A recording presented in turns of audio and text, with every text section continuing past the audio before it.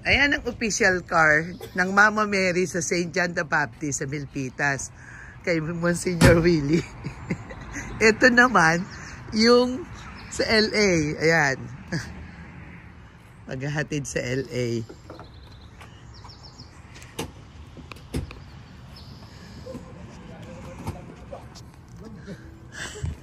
Pero ang init na. Nag-start na nga uminit eh.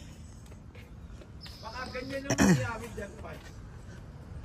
Baka ganyan ang mangyayari dyan, nakatagilid.